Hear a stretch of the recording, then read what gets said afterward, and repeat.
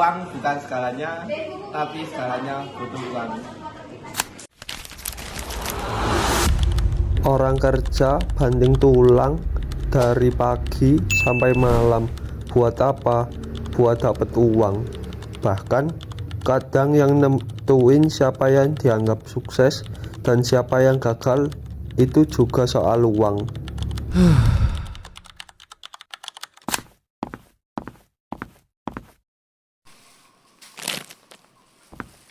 Mau beli jajan, butuh uang.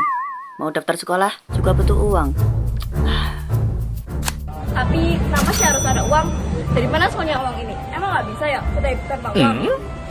Kenapa selembar kertas atau akal di layar HP bisa bikin hidup orang berubah? Let's check it out. Awalnya manusia belum kenal sama kegiatan tukar-menukar. Karena dahulu orang memenuhi kebutuhannya dengan usaha sendiri. Kalau lapar ya berburu, kalau mau bahan makanan ya bertanam. Namun, apa yang mereka produksi ternyata tak cukup untuk memenuhi seluruh kebutuhan mereka. Sehingga mereka mencari orang yang mau bertukar-tukar dengan barang yang mereka butuhkan. Nah, dari sinilah muncul sistem barter. Tapi makin hari, kebutuhan makin kompleks. Sehingga barter jadi sulit dilakukan. Sulitnya menemukan orang yang mau menukarkan barangnya. Maka gunakanlah benda-benda tertentu untuk alat tukar. Biasanya benda-benda yang digunakan memiliki nilai tinggi dan dibutuhkan masyarakat. Pada bangsa Arab sendiri mereka menggunakan unta dan kambing sebagai alat transaksi dan ada api. Masyarakat di Tibet yang menggunakan teh ikan sebagai alat tukar. Sementara itu pada zaman Romawi kuno mereka menggunakan garam sebagai alat tukar. Oh iya, pengaruh bangsa Romawi dalam menggunakan garam sebagai alat tukar ternyata terlihat sampai sekarang. Dalam bahasa Inggris, upah disebut sebagai salary, yang berasal dari bahasa Latin, yaitu salarium yang berarti garam. Alat tukar sudah ditemukan, nyatanya masih terjadi banyak kesulitan. Di antaranya, memiliki daya tahan benda-benda tersebut. Lalu digunakan logam sebagai alat tukar menukar. Karena memiliki nilai tinggi dan tahan lama, logam yang digunakan adalah emas dan perak untuk menghindari pencurian. Orang lain menitipkan uang logamnya kepada tukang emas atau pemuka agama yang dipercaya. Sebagai bukti, mereka menerima akta keras berisi janjian titipan. Seiring berjalannya waktu, penggunaan logam sebagai alat tukar mengalami kesulitan, terutama untuk transaksi dan jumlah besar. Kan berat ya?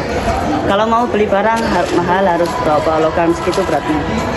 Tapi untungnya kertas yang pada awalnya merupakan bukti-bukti kepemilikan emas dan perak dijadikan sebagai alat atau perantara untuk melakukan transaksi.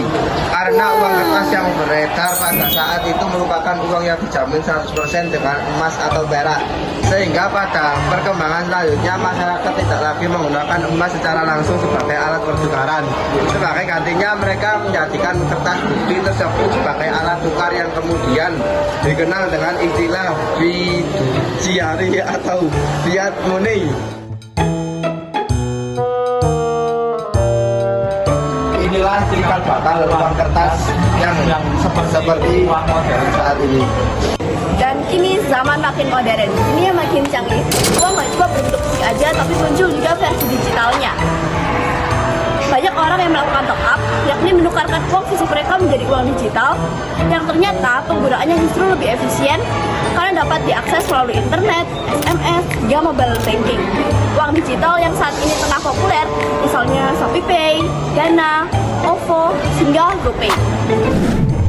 Dan yang lagi ramai saat ini ya KRIS atau Quick Response. Kode Indonesia Standar diluncurkan dari Bank Indonesia pada tahun 2019. KRIS bertujuan menyatukan berbagai layanan pembayaran digital agar transaksi menjadi lebih mudah, cepat, dan terbuka untuk semua orang, terutama masyarakat umum dan pelaku UMKM. Menariknya beberapa negara besar mulai khawatir karena negara berkembang seperti Indonesia punya cara sendiri dalam sistem pembayaran. Kemudahan yang kita alami saat ini yang Indonesia perjuangkan begitu, kemudahan cashlessnya dipersoalkan atau menjadi ancaman untuk Amerika Serikat pada negosiasi kemarin. Wakilan Dagang Amerika Serikat atau USTR menyoroti kebijakan sistem pembayaran di Indonesia sebagai hambatan dalam sektor jasa keuangan. Salah satunya adalah penerapan standar KRIS. Kehadiran QRIS membuat perusahaan asing seperti Via dan Mastercard tidak lagi dominan di sistem pembayaran Indonesia. Padahal ini bukan proteksionisme, melainkan upaya untuk meningkatkan inklusi keuangan dan memberikan lebih banyak kesempatan pada pelaku ekonomi lokal untuk berpartisipasi dalam ekonomi digital, ujar Prof.